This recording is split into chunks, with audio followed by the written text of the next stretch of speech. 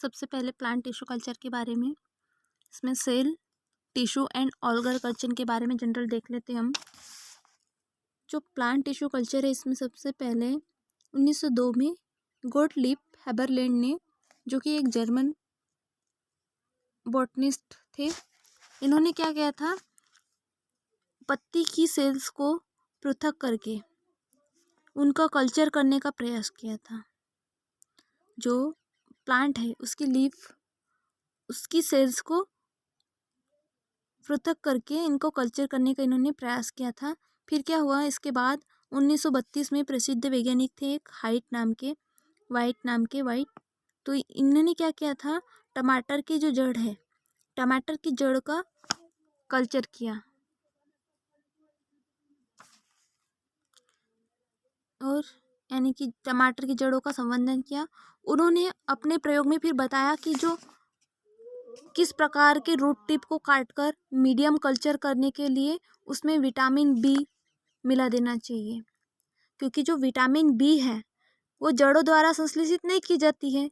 उन जो अनेक प्लांट्स हैं उनमें देखा गया है कि जो मेरिस्टम है या मेरिस्टम सहित जो प्लांट है, इनके ऑर्गन्स या अंग, इनका संवर्धन विशेष ढंग से किया जाता है।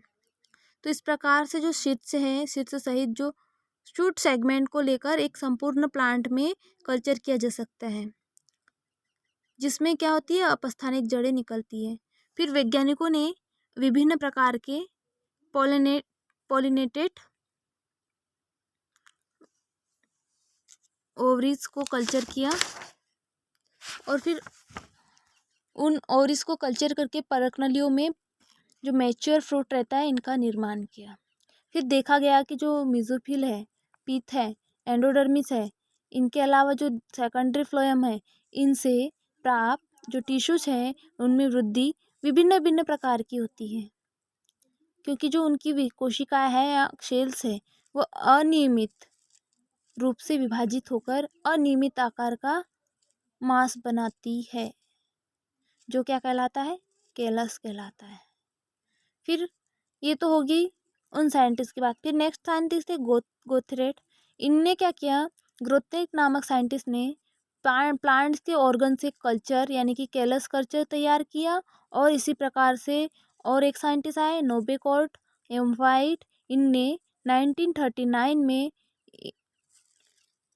ये काम किए। फिर इस फील्ड में अनेक वैज्ञानिकों ने यह स्पष्ट रूप से पता लगा लिया कि जो संवर्धन टेक्निक है, कल्चर टेक्निक करने वाले जो टिश्यूज है, इनके लिए मीडियम के अंदर किन किन वृद्धि बढ़ाने वाले पदार्थों की आवश्यकता होती है। इन्होंने साइंटिस्ट ने स्पष्ट रूप से पता लगा लिया कि जो प्लांट टिश्यू कल्चर या ग्रोथ करने वाले, जो संवर्धन करने वाले ऊतक है, इनके लिए मीडियम में यानी कि न्यूट्रिएंट माध्यम में इनमें कौन से वृद्धि करने वाले पदार्थ की आवश्यकता होती है, ये इन्होंने स्पष्ट कर दिया। फिर जो मीडियम में इस प्रकार के प्लांट्स को या पादपों को मिला देने से ऐसे ऊतकों का संवर्धन किया जा सकता है जिनका विभाजन प्राकृतिक दशाओं में नहीं होता है।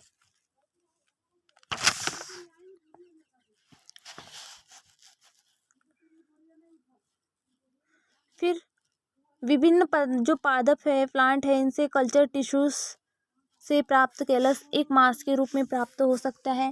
किंतु जो अन्य प्रकार के पौधे हैं, इनमें कैलस प्ररूह, शूट, मूल या भ्रूण जैसी संरचना अर्थात एम्ब्रायोइड में भिन्नित हो सकता है, जिसे देखा गया है कि जो सामान्यतः कल्चर द्वारा प्लांट्स के अंग नहीं बन पाते, किंतु स्पष्ट रूप से देखा गया है कि माध्यम के अंदर कुछ हार्मोन डाल दिए जाते हैं तो विभिन्न प्रकार के अंग उत्पन्न हो जाते हैं।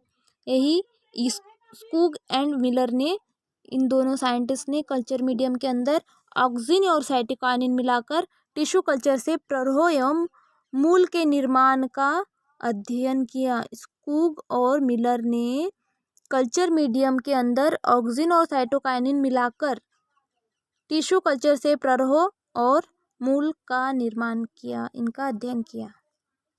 ये हो गया cell cultures, tissue cultures, organ cultures की general study.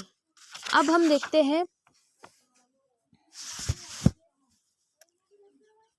Application of plant tissue culture. Plant tissue culture का एप्लीकेशन देखते हैं। तो प्लांट टिश्यू कल्चर्स में इस विधि के द्वारा आवश्यक एवं कठिनता से प्राप्त दुर्लभ पादपों का गुणन आसानी से किया जा सकता है। नेक्स्ट इसका एप्लीकेशन है जो प्ररोह कल्चर है। इसकी विधि द्वारा विषाणु रोगग्रस्त पादपों से स्वस्थ पादपों को प्राप्त किया जा सकता है। यानी कि जो कल्चर मेथड है इसके द्वारा प्ररोह शीट्स या शूट अपेक्स के द्वारा जो विषाणु वायरस रोगग्रस्त प्लांट है इनसे स्वस्थ प्लांट्स को प्राप्त किया जा सकता है। देन उसके बाद में नेक्स्ट एप्लीकेशन है जो एम्ब्रियो कल्चर है। इसके द्वारा प्लांट्स के जूट तथा चावल ये इनमेच्योर अपरिपक्व भ्रूण जो प्राय नष्ट हो जाया करते थे उनके बीच सुप्तावस्था यानी कि डोरमेंसी समाप्त करके क्रॉस कराया जाता है और उनसे भ्रूणों को जीवित रखा जा सकता है। फिर जो विभिन्न प्रकार के हैप्लॉइड्स तथा होमोजाइगस या डिप्लॉइड्स पौधे हैं इनको उत्पन्न कराया जा सकता है। नेक्स्ट वाला है सोमेटिक हाइब्रिडाइजेशन द्वारा प्लांट्स कोशिकाओं में फ्यूजन कराया जा सकता है। हमने वो एक नाम सुने थे सूक्ष्म प्रसारण एवं प्रवर्धन जिसे हम माइक्रो प्रोपगेशंस कहते हैं। तो क्या होता है ये माइक्रो प्रोपगेशंस? माइक्रो प्रोपगेशन में पौधे के किसी अंग तथा उत्तक या किसी कोशिकाओं का संवर्धन या कल्चर माध्यम में वृद्धि कराया जाता है यानी ग्रोथ कराकर नया पौधा बनाने की विधि को माइक्रो प्रोपगेशन कहते हैं। मतलब जो पौधे हैं उसके किसी अंग या उसका उत्तक या फिर कोशिका को कल्चर मीडियम के द्वारा ग्रोथ कराकर या संवर्धन माध्यम में वृद्धि कराकर एक नया पौधा बनाने की विधि को माइक्रो प्रोपगेशंस कहते हैं। इसके द्वारा या इसके माध्यम से छोटे छोटे प्लांट्स का या पौधों का उत्पादन किया जा सकता है। इस विधि में खर्च कम आता है और समय भी कम लगता है। इस विधि से उत्पन्न पौधे समान जीनोटाइप के होते हैं।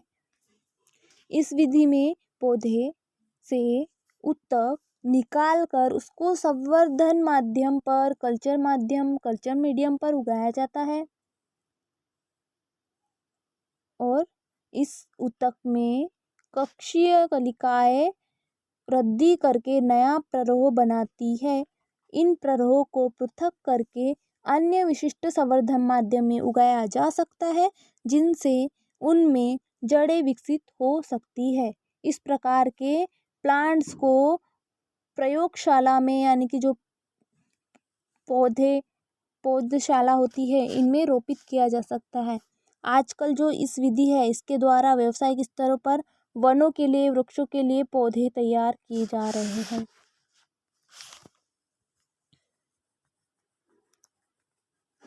अगर हम इसकी मेथड की बात करें तो various method of culturing plant tissues and organs मतलब पादप उत्तकों एवं अंगों की संवर्धन विधियाँ कितनी हैं। तो इसमें निम्न टाइप 5 मेनली टाइप से देख सकते हैं हम। Number 1 callus culture, number 2 cell culture, number 3 meristem culture, number 4 organ culture, number 5 protoplast culture. तो नंबर फर्स्ट क्या होगा? Callus culture. कैलस कल्चर में क्या क्या होगा? इस विधि में एसेप्टिक कोशिकाओं का समूह अगार मीडिया पर कल्चर किया जाएगा और फिर प्लांट मटेरियल किसी पादप स्रोत से प्राप्त कर लिया जाएगा। ये कैलस कल्चर हो गया। फिर सेल कल्चर में कैसे होगा? जो इस विधि में मटेरियल जो होता है वो कैलस से प्राप्त करते हैं और जो एसेप्टिक कोशिका का इनका संवर्धन तरल मीडिया पर किया जाएगा। देन मेरिस्टम कल्चर किस तरह से करेंगे? मेरिस्टम कल्चर में संपूर्ण पादप को प्राप्त करने के लिए प्ररोह विभाजी मतलब कि शूट मेरिस्टम का एसेप्टिक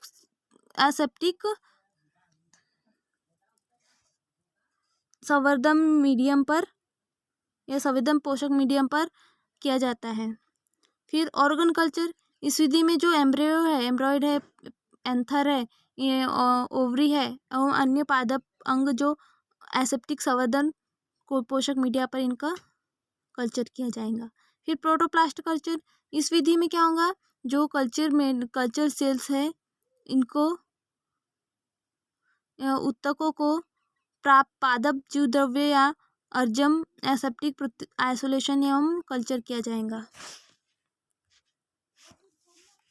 तो इस प्रकार से इनसे मेनली 5 टाइप की भी मेथड है। एक फर्स्ट मेथड है callus culture, cell culture, second, third meristem culture, fourth organ culture, fifth protoplast culture. तो इनके द्वारा हम कल्चर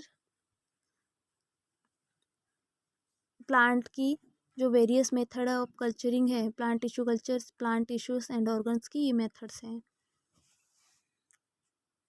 थैंक्स।